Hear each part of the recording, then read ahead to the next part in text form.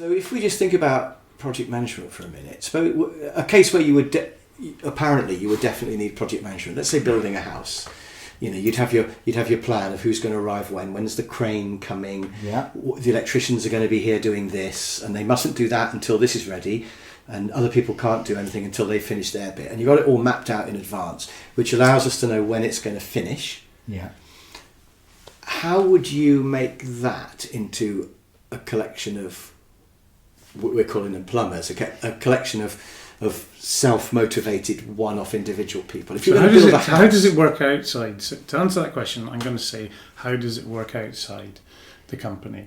So when you go and acquire bricks, and you acquire cement, and you acquire wood, there's a supply chain of events that builds up, which are sort of self-managing. Yes. Because you didn't, when you went and collected your bricks, you didn't manage that supply chain. No, you only reached as far as the bricks. It was a pull system. It was a pull system. So fantastic. I just replaced the bricks that I bought. That's fantastic. And they've got a system for that. So what happens is outside the business, this pull system, this free market or pull system, is all working to give you your bricks.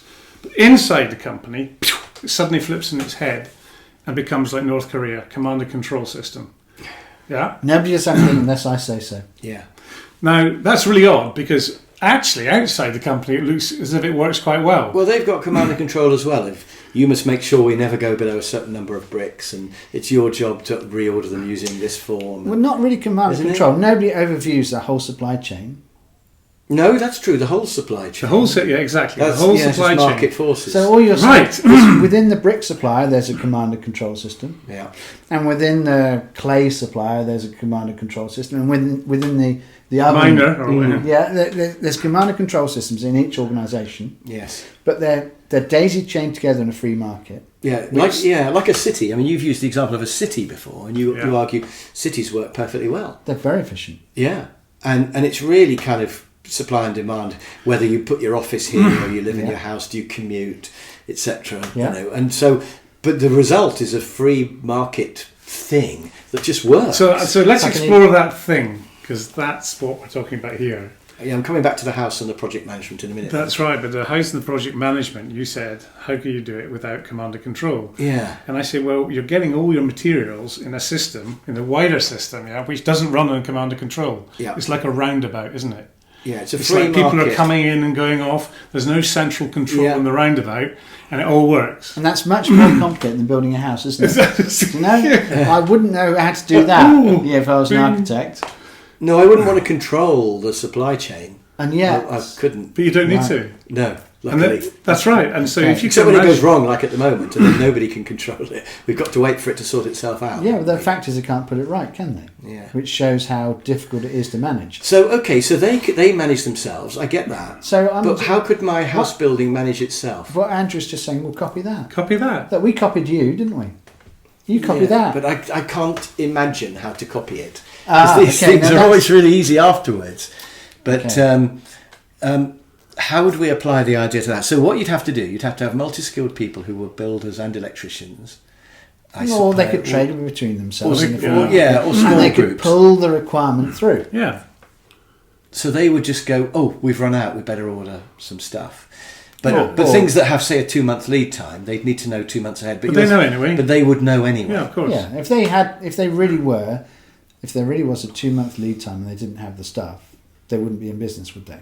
So if they're a plasterer and they turned up and said, well, where's the plaster? And you said, well... 2 months. Yeah. But if I had a difficult thing like a balcony, say, and that was going to need some stuff that was hard to get hold of. Well, then you go to the balcony installer and say, look, there's the balcony, that's what we want. You sort it out, thanks very much. Well, I don't understand why that's difficult. But you're using the argument that you don't need planning because you just have a load of experts who already know the answers. No, that's not exactly... It's a bit of a cop-out. No, it's not exactly the case. What we're saying is you don't need centralised planning for every single operation.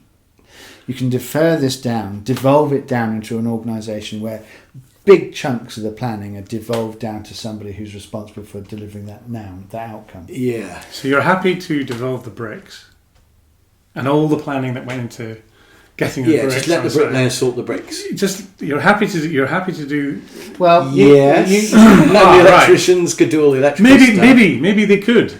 You But see. will they be able to talk to each other and say, Oh, well, can they speak? I need to do this before you do your bit, etc. I don't see the course, because that's obvious, isn't it? We all know that's obvious. Well, yeah, but they're only going to probably talk about what's happening today. Yeah. Of right, I want to do this. Oh no, you can't because I'm here. Oh, all right, okay.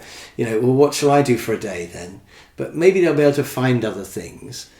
But I have this nagging feeling that will be less efficient than planning it before we start. Yeah, and this is I don't know. so we started here on our journey with the problem that it was engagement of the individual that made him responsible for the wider context in which he was working. So we looked at vision, values, and responsibility. Yeah. So values was something to do with the character of the person. Their vision was the ability to look beyond what they were doing to the finished thing and all the things that they relied upon Yes. in order to achieve that finished thing. Yeah. So we initially thought it was very much character driven, and if you had the right characters, it would work seamlessly. And in the end, we realised that no matter what character you've got, if you've got them playing a set of rules which were broken, you would always get a mess. Yeah. So just one of the things that interests me in this is that using the current method of building a house, there's a number of failures take place. Rarely is the project management, rarely the project isn't delivered on time. That's what I'm saying. The project is delayed for many reasons. I couldn't get the materials. The dab man didn't arrive on time. The plasterer didn't do this. And so you've got this plan, which is a fixed thing to deliver this house. Apart from the world outside is pouring problems into your plan all the time. Yes. All the time, literally. And the people inside are adding problems too. Fantastic. And rather just accepting the fluidity of it all, you've actually fixed it. So there's a fixed series of events that have to take place, and if one of these events doesn't take place, then what do? You have to modify your plan until tell everyone. Eventually everybody just realises to throw the plan away, and actually we need to do it differently because it doesn't work. So well, I mean, projects do work because like oil rigs and space rockets and tunnels do get built. I mean, I don't know how much pain goes into it, but they are built roughly on time to budget, and they have do to work. I mean, so what happened in NASA? I don't think so. There's a space race to the moon. Yeah. And what happened in the Russians? The Americans won that race. But if you unpick what occurred, the fellow leading the Russian space program, he died. Oh, did he? He did. And it threw their project into disarray. Because in reality, projects need to be held in the head of somebody. So in answer to your question, how do you build a house? Ultimately, it has to be in somebody's head. So you can go along and say... drawn out on paper from someone's head. But even then, that can be... It's difficult even to write an email communication and communicate 100% accurately. Yeah. A drawing on a house is even more complicated. It's got 3 dimensions.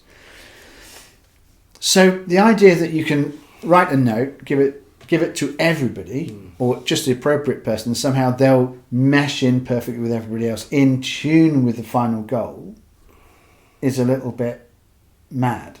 Really what happens is you who've got it all in your head have to oversee the project. And that's the whole purpose of a project manager. Goes around looking over everybody's shoulders and say, well, that's not good enough. That will cause a problem later on. So, for example, in my house, the plumber, because I've got an old house and the joists are narrow, the plumber didn't put the pipes deep enough into the timbers. So when the flooring people came in, they put screws into the pipes. Yeah. Now, they should be 2 inches below the surface, but you couldn't do that physically. But the plumber and the flooring people ought to be experts in your world, so they shouldn't... But are you saying because they're subdivided, they don't even think about the other people? Yeah, and also because the flooring people just do what the flooring people do. When they came along and the pipes weren't low, they just carried in putting screws in where they normally put them in. Didn't even know, probably. But the But they fundamental... did. That was the frustrating They carried part. on even when they knew. Well, they did what they always do, because it's rather thoughtless. Yes. But you say, but equally the model's causing that. Yes. It's the boundaries. So the best house you could possibly build is when everybody who's working on it understands the whole. Yeah. Because then they can contextualize themselves If only. within the. If Yeah, only. yeah, well, but hold on. You at least don't have. You have a system at the moment that prevents it. You get on with your job and don't worry about anything else. Yes, and that's what project managers do. And- Divide it into bits. Correct. You're doing that bit. Yeah. Just don't ask any questions. Just shut up and do it. And you're doing that bit. You don't need to know. And that's what they do. Yeah. And I can see now So that there what- could be a problem with The, that. the, flooring, Yes. the flooring people said, but this is the plumber's fault, not ours. Yeah. If he can pay us to take the floor up again, he can fix his I pipes. don't know whose fault it is really. It's, Well, they did. It's They were between, absolutely it's clear. fallen between the cracks. Well, look, we only use screws this thick, Mm. this long. You can't go into pipes that are fitted in the right place if he'd done his job properly. Yeah. But you can pay us another day and we'll come and take the floor out. So you're saying that a coordinated group of people who don't have ownership, which is what a project is in a way, is worse than an uncoordinated group of people who have ownership, because they'll talk and it'll It work. depends what you mean by coordination. If you mean rather disparate, separated, isolated people who come in just in a blinkered way, do their bit, Yeah. that is uncoordinated. If you mean people who just come in one after the other, you could regard that as coordinated, even though they're rather blinkered. So I tend to use the term verbs or nouns. So the flooring people came in and did flooring, but they didn't provide me with the floor, and the plumber didn't provide me with the pipes. So you'd have given a group of people the job of just make me a floor. Yeah, And it would have Yeah. been With carpenters pipes in it. and plumbers. It had to be, because it Yeah. was made up of Yeah, these yeah. three skills. Get together, lads. This Make is what the you've got to floor. do. So the first thing, directly the joist problem occurred, the plumber had to go to the flooring people and say, what can we do about this? Yeah. And they'd say, well, if you put it here, we definitely never put screws in that area. So make me a floor. Nouns. Nouns. Not verbs. Nouns. Because the doings were just